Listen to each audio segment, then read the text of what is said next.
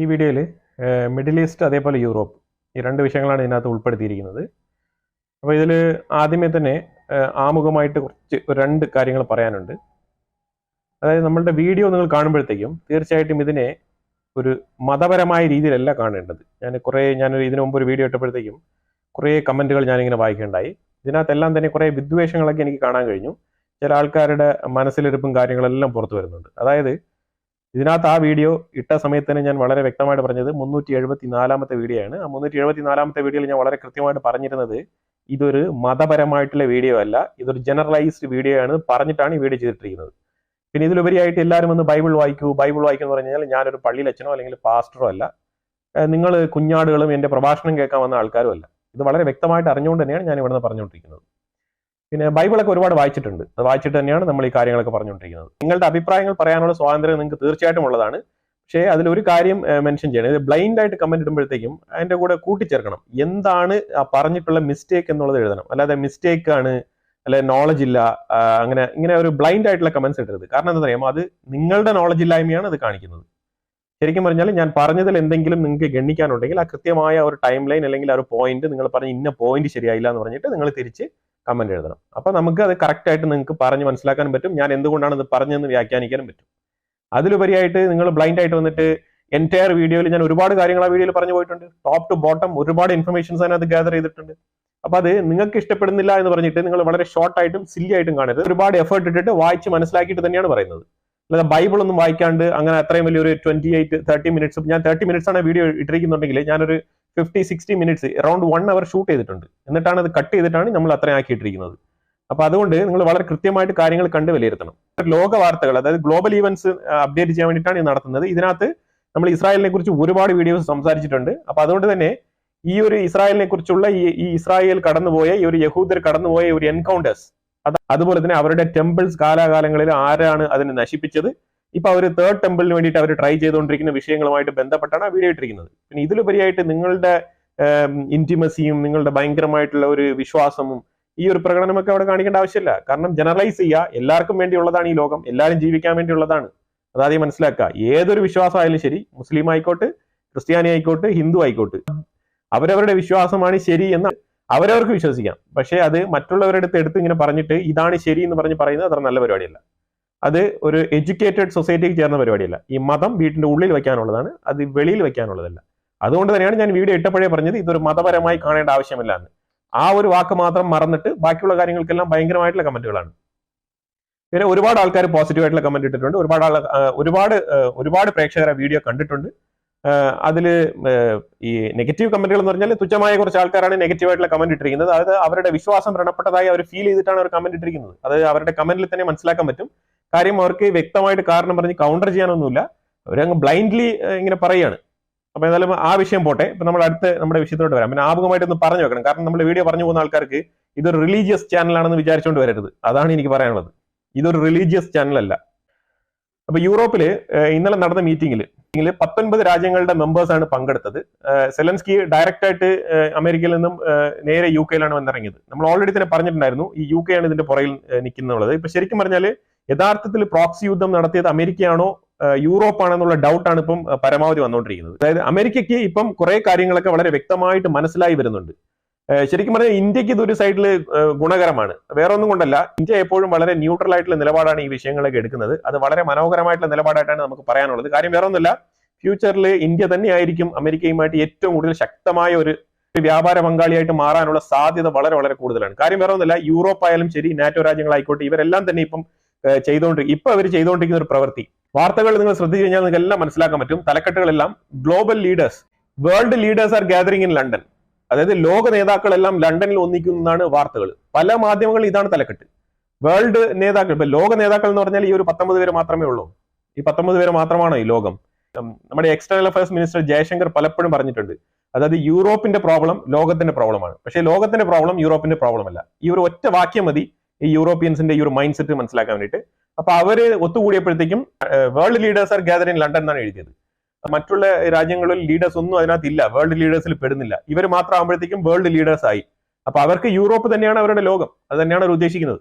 ഈ ഒരു തലക്കെട്ടിനെ എടുത്തു വെച്ചുകൊണ്ട് US മാധ്യമങ്ങളെല്ലാം വലിച്ചു കയറി ഒട്ടിക്കുകയാണ്. ഇവരെന്താണ് ഇങ്ങനെ ഒരു ആറ്റിറ്റ്യൂഡ് കാണിക്കുന്നത്? ശരിക്കും പറഞ്ഞാൽ ഒരു രണ്ട് നേതാക്കൾ അമേരിക്കയും ഉക്രൈനും തമ്മിൽ തെറ്റിപ്പിരിഞ്ഞു. ശരി, ഇപ്പൊ ഈ ഏറ്റവും കൂടുതൽ ഇപ്പൊ ഇത്രയും നാളും അമേരിക്കയുമായിട്ട് ഒത്തുനിന്ന ഈ രാജ്യങ്ങൾ എന്താണ് ചെയ്യേണ്ടത്? ഈ നേതാക്കളെ തമ്മിൽ അങ്ങോട്ടും ഇങ്ങോട്ടും ഒന്ന് അനുനയിപ്പിച്ച് ഈ ഒരു കാര്യങ്ങൾക്ക് ഒരു സൊല്യൂഷൻ കാണല്ലേ വേണ്ടത്. അതിന് പകരം എരിതിയിൽ എണ്ണ പകരുന്ന രീതിയിലുള്ള കാര്യങ്ങളാണ് ഇവർ കാണിച്ചുകൊണ്ടിരിക്കുന്നത്. ഇത് അമേരിക്കയ്ക്കും കൂടി ഒരു പാഠമാണ്. അമേരിക്കയ്ക്കും കൂടി ഇത് കാര്യങ്ങൾ വ്യക്തമായിട്ട് മനസ്സിലാക്കാൻ പറ്റിയ ഒരു സമയം കൂടിയാണിത്. അപ്പൊ എന്തായാലും സ്റ്റാർമറിന്റെ ലീഡർഷിപ്പിലാണ് ഈ മീറ്റിംഗ് മൊത്തം നടന്നത്.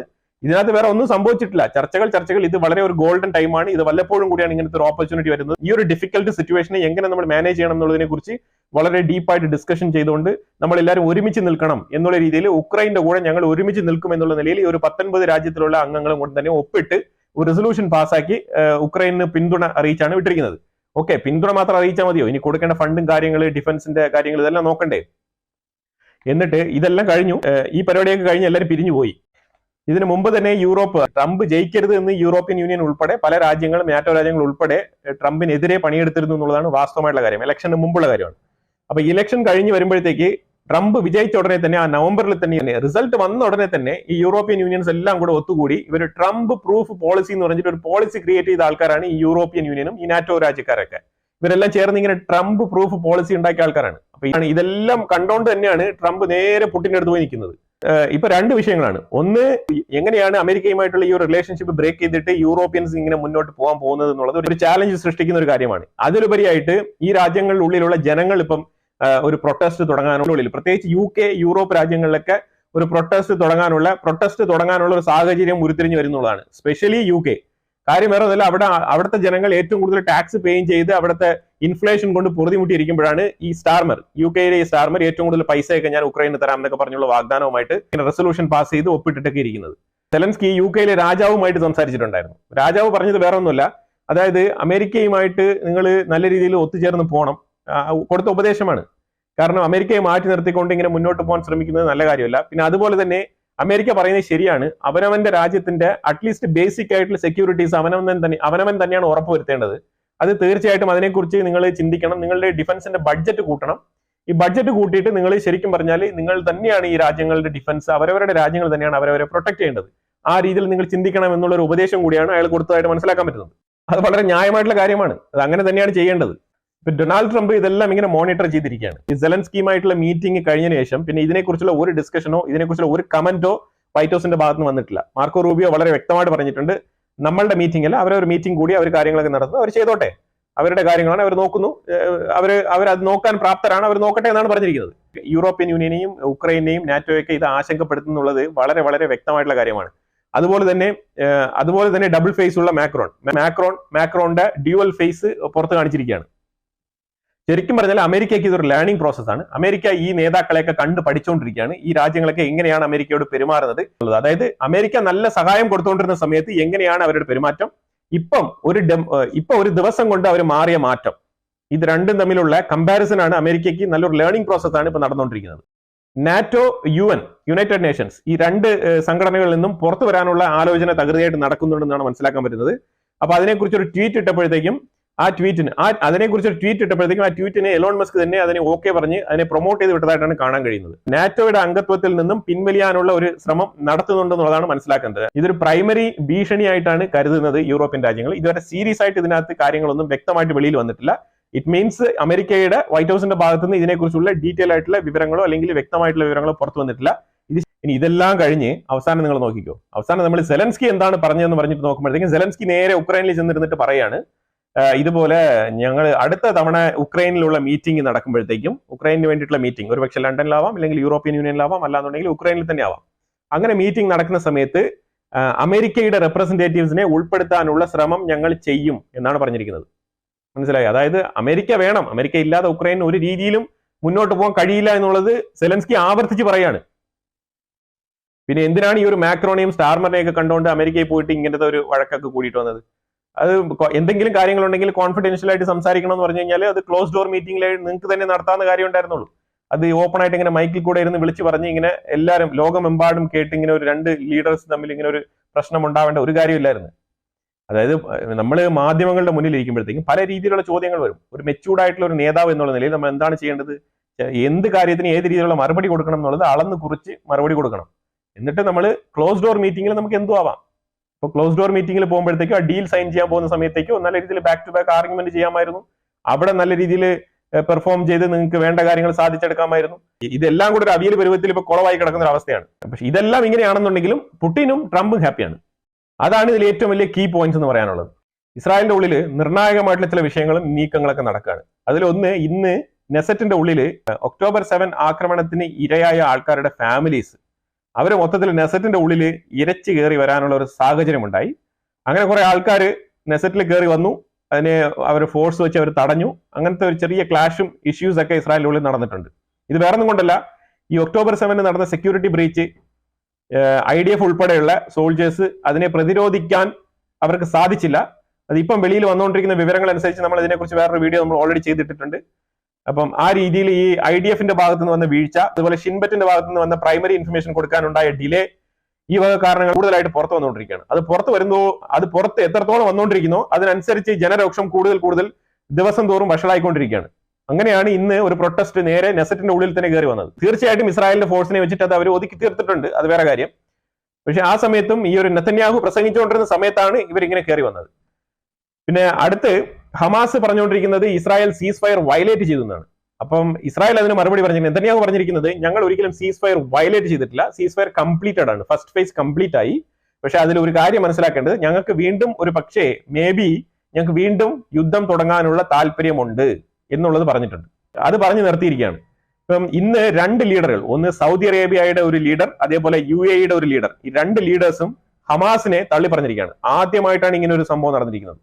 അത് ആദ്യം മനസ്സിലാക്കേണ്ടത്, സൗദി അറേബ്യയുടെ ലീഡർ പറഞ്ഞിരിക്കുന്നത് ഇങ്ങനെയാണ് പറഞ്ഞിരിക്കുന്നത്. അത് ശരിക്കും പറഞ്ഞാൽ ഈ ഒരു ഹമാസിന്റെ ഒരു ആക്രമണം, ശരിക്കും ഈ കുട്ടികളിലെ കൊച്ചു കുട്ടികളുടെ ആ ഒരു മരണം, അതേപോലെ ഈ ബിബാസ് ഫാമിലിയുമായിട്ട് ബന്ധപ്പെട്ട മരണം, ഇതാണ് ഏറ്റവും കൂടുതൽ സൗദി ഗണ്ണിച്ച് സംസാരിച്ചിരിക്കുന്നത്. ഹമാസിനെ കൺടെംപ്റ്റ് ചെയ്ത് സംസാരിച്ചിട്ടുണ്ട് സൗദി അറേബ്യ. അതുപോലെ തന്നെ UAE-യും അതുപോലെ തന്നെ തള്ളി പറഞ്ഞിട്ടുണ്ട് ഹമാസിനെ. അതായത് അറബ് കൺട്രീസിന്റെ ഉള്ളിൽ ഒരു ഡീവിയേഷൻ വന്നിട്ടുണ്ട്. നമ്മൾ ഇത് പണ്ടേ പറഞ്ഞിട്ടുണ്ട് ഈ ഒരു ഡീവിയേഷൻ വരുന്നു എന്നുള്ളത്. ആ ഡീവിയേഷൻ ഇപ്പൊ കുറച്ചുകൂടെ പ്രകടമായിട്ട് വെളിയിൽ കാണുന്നുണ്ട്. വേറെ ഒന്നുമല്ല, ഈജിപ്തും ഖത്തറും കൂടെ ഹമാസിനെ സപ്പോർട്ട് ചെയ്തുകൊണ്ട് മുന്നോട്ട് വരികയും അതുപോലെ തന്നെ ഈജിപ്ത് അവരൊരു ചാർട്ട് പ്ലാനൊക്കെ തയ്യാറാക്കി വെച്ചിരിക്കുകയാണ്. അതായത് ഗാസയെ എങ്ങനെ റീകൺസ്ട്രക്ട് ചെയ്യണം എന്നുള്ള രീതിയിലുള്ള ഒരു ചാർട്ടും പ്ലാനൊക്കെ തയ്യാറാക്കി വെച്ചിരിക്കുകയാണ്. ഈജിപ്ത് ആരാണ് ഇതിനകത്ത് നിന്ന് ചാർട്ടും പ്ലാനൊക്കെ പ്രിപ്പയർ ചെയ്ത് വരാൻ? നിങ്ങൾ മീഡിയേഷൻ വരേണ്ട ആൾക്കാരല്ലേ? അപ്പൊ ഇത് ശരിക്കും പറഞ്ഞാൽ ഇസ്രായേലിന്റെ ഉള്ളിൽ നല്ല രീതിയിൽ ഡിസ്റ്റർബൻസ് ആക്കിയിട്ടുണ്ട്. നെതന്യാഹു ട്രംപിനെ വിളിച്ച് സംസാരിച്ചിട്ടുണ്ട്. ഞാൻ അവിടെ ഒരു അറ്റാക്ക് മൊമെന്റ് തുടങ്ങിയിട്ട് അവിടെ ഇവാക്യുവേഷൻ പ്ലാൻ ചെയ്താലോ എന്നുള്ള രീതിയിലുള്ള ഡിസ്കഷൻ രണ്ടുപേരും ഫോണിൽ കൂടെ സംസാരിച്ചതായിട്ടാണ് ടൈംസ് ഓഫ് ഇസ്രായേൽ റിപ്പോർട്ട് ചെയ്തിരിക്കുന്നത്. അപ്പൊ അങ്ങനെ ട്രംപ് അതിനെ പ്രൊമോട്ട് ചെയ്ത് സപ്പോർട്ട് ചെയ്ത് സംസാരിച്ചതായിട്ടാണ് വാർത്ത വരുന്നത്. അതുപോലെ തന്നെ സൗദി അറേബ്യ ഒരു ഗാസയെ കുറിച്ചുള്ള ഒരു പീസ് ഡീലുമായിട്ട് ബന്ധപ്പെട്ട് ഇസ്രായേലിനെ കോൺടാക്ട് ചെയ്തിരുന്നു. അവർ പ്രൊപ്പോസ് ചെയ്തിരുന്ന ഒരു പീസ് ഡീലിന്റെ കരാറ് ഇസ്രായേലിന് എത്തിയിട്ടുണ്ടായിരുന്നു. അത് ഇസ്രായേലിൽ ബെഞ്ചമിൻ നെതന്യാഹു ഉൾപ്പെടെയുള്ള അവരുടെ ടീം ഫുള്ളായിട്ട് വായിച്ച് മനസ്സിലാക്കിയിട്ട് അതിനെ റിജക്ട് ചെയ്തിരിക്കുകയാണ്. കാരണം വേറെ ഒന്നുമല്ല, സൗദി ഉൾപ്പെടുത്തിയിരിക്കുന്ന ആ ഒരു പീസ് ഡീലില് ഹമാസിന്റെ പണം ഗാസയിൽ ഒഴുകാനുള്ള ഒരു മാർഗമുണ്ട്. അപ്പൊ അത് ഒരിക്കലും നമുക്ക് സമ്മതിച്ചു തരാൻ പറ്റത്തില്ല. ഹമാസിന്റെ പണം കൊണ്ട് ഇനി ഇവിടെ ഗാസയ്ക്കുള്ളിൽ തീവ്രവാദം വളർത്താൻ പറ്റത്തില്ല എന്നുള്ള രീതിയിൽ ഉറച്ച നിലപാടുമായി നെതന്യാഹു വിത്ത് ഇസ്രായേൽ നെസറ്റ് അതിനെ തള്ളിക്കളഞ്ഞിരിക്കുകയാണ്. അപ്പൊ സൗദി പ്രപ്പോസ് ചെയ്ത ആ ഒരു പീസ് പ്ലാൻ ഇസ്രായേൽ നിരസിച്ചിരിക്കുകയാണ്. അപ്പൊ ഈ സെക്യൂരിറ്റി ബ്രീച്ചിൽ ഏറ്റവും കൂടുതലായിട്ട് ഡിസ്കസ് ചെയ്യപ്പെട്ടത് ഈ നെഹ്ലോസ് എന്ന് പറയുന്നത് ഏതാണ്ട് 850 മീറ്റർ മാത്രം ദൂരപരിധി ഉള്ളതാണ് ഈ ഗാസയിൽ നിന്നും. ഈ ഒരു നെഹ്ലോസ് ഭാഗത്ത് ഗാസയിൽ നിന്ന് വളരെ പെട്ടെന്ന് തന്നെയാണ് ഈ ഒരു തീവ്രവാദികൾ എത്തിപ്പെട്ടത് ആ ഒക്ടോബർ 7 ദിവസം. എന്നിട്ട് പോലും ഈ ഒരു ആൾക്കാർക്ക്, ഈ ഒരു ഡിഫൻസിന്, സെക്യൂരിറ്റി ഫോഴ്സിന് ഇത്ര എഫക്റ്റീവ് ആയിട്ട് അവിടെ തീരുമാനം എടുക്കാൻ പറ്റിയില്ല. അവർ ഒരു രീതിയിലുള്ള ഫോഴ്സും അവിടെ കാണാൻ കഴിഞ്ഞില്ല. നമ്മുടെ ബോർഡർ ലൈനിലുള്ള സെക്യൂരിറ്റി ഫോഴ്സ് ഒക്കെ എന്ത് ചെയ്തുകൊണ്ടിരിക്കുമായിരുന്നു എന്നുള്ള രീതിയിലുള്ള ചോദ്യങ്ങളുമായിട്ടാണ് ഏറ്റവും കൂടുതൽ ഈ പ്രക്ഷോഭം, ഇപ്പൊ ഈ ഒരു ബന്ദിമോചനം എന്നുള്ളതിന് ഉപരിയായിട്ട് അതും ഒരു സൈഡിൽ നടക്കുന്നുണ്ട്. അതിലുപരിയായിട്ട് ഇപ്പൊ അടുത്ത പ്രൊട്ടസ്റ്റ് ആണ് ഇപ്പൊ ഈ ഒരു തലവനെയും കൊണ്ട് ഇസ്രായേലിന്റെ ഉള്ളിൽ ഇറങ്ങിയിരിക്കുന്നത്. ശരിക്കും നെതന്യാഹുവിന് ഡേ ബൈ ഡേ പ്രഷർ ഇങ്ങനെ കൂടി വരുന്ന ഒരു അവസ്ഥയാണ്. പല സൈഡിൽ നിന്നാണ് പ്രഷർ വരുന്നത്.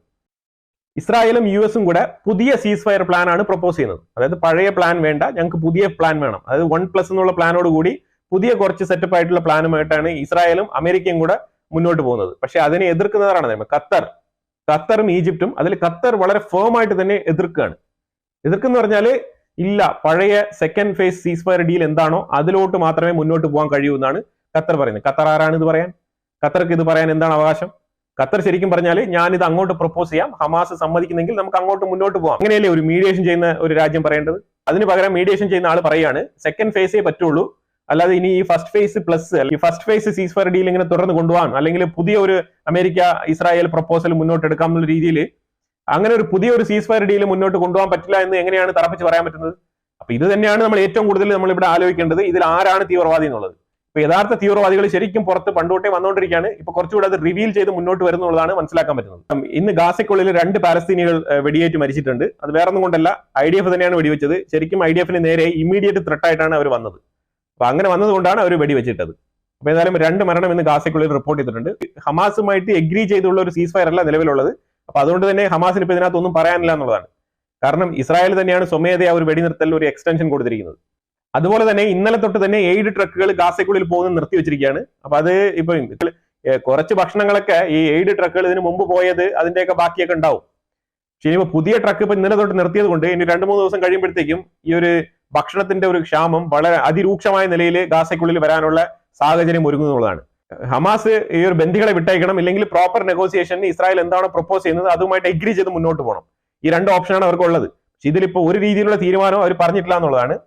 ഇപ്പൊ ഈ ഗാസയ്ക്കുള്ളിൽ ഈ ഒരു എയ്ഡ് ട്രക്കുകൾ നിർത്തിവെച്ചതിന് ഇസ്രായേലിന്റെ ഉള്ളിൽ, നെസറ്റിന്റെ ഉള്ളിൽ ഈ കോയലേഷൻ പാർട്ടികൾ, ഈ കൂട്ടുകക്ഷികളുണ്ടല്ലോ, ഫാർ റൈറ്റ് പാർട്ടികളുണ്ട്, അതുപോലെ സെൻട്രൽ പാർട്ടികളുണ്ട്. ഇങ്ങനത്തെ പാർട്ടികൾ എല്ലാവരും കൂടെ ചേർന്നിട്ട് നെതന്യാഹുവിനെ അഭിനന്ദിച്ചിരിക്കുകയാണ്. കാര്യം വേറെ ഒന്നുമില്ല, ഇങ്ങനെ തന്നെയാണ് തീരുമാനിക്കേണ്ടത്.